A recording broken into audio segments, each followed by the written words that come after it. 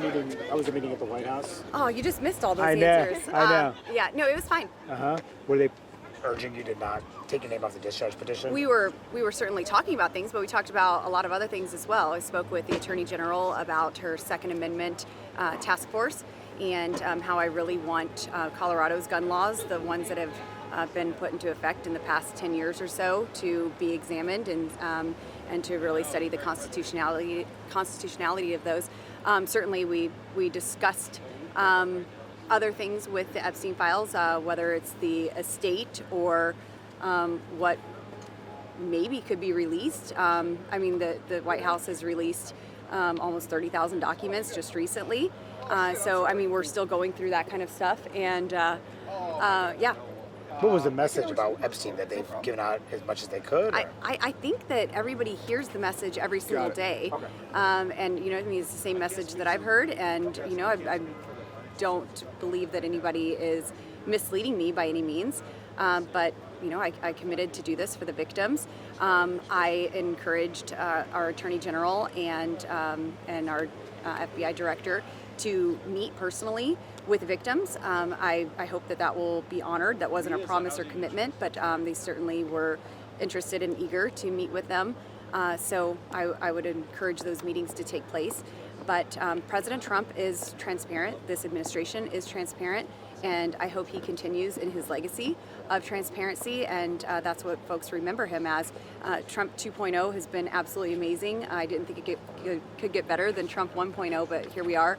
And I think that he is going to do everything that he can, just as he did in his first administration. He was the first president to ever investigate Epstein and actually bring attention to this. So we'll see what comes of it. There's certainly many more cases that need to be looked into. I mean, we unfortunately have women and children who are trafficked every day, especially after Joe Biden opened the southern border and let millions, tens of millions of illegals in here, not knowing who they were, what their intentions were.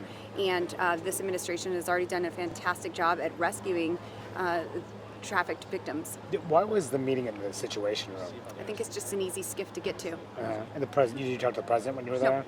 Has he personally asked you to take your name off the discharge petition?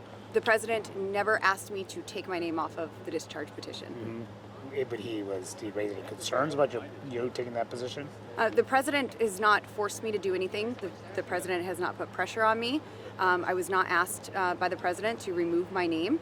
Every conversation that I had was welcomed and very civil. And, you know, it's okay for people to have discussions about things that are going on with our nation. But also, it's even more important to get the federal government open. I mean, we have been shut down for weeks because of political games by the Democrats. And the fact that this is taking any attention away from opening the government, from paying our federal employees, for getting vulnerable families, moms, babies, food, it's really sad. And even more sad, I would agree with my colleague Nancy Mace, who says how disgusting it is that Democrats want to overshadow the actual victims of Epstein. So there's a lot of things that President Trump is working on. I mean, you have seen him fly across the globe during this shutdown, because he is not just a leader here, he is a world leader, and he's on the world stage, and we are seeing peace deals through his administration because of his leadership, because of his strength. And I'm so happy to have him back, because without him, we may have entire countries that would have been lost under Joe Biden's leadership if he ever led it all. But you don't feel like you've been marginalized in the MAGA world anyway by your position here? No, I don't feel marginalized at all. President Trump is an amazing man. I stand by him. I stand by his administration and everything that he is doing to fix the mess of the Biden administration. Appreciate the time. Thank you. Are you still planning to vote for the resolution when it comes to the floor? Why would I put my name on it?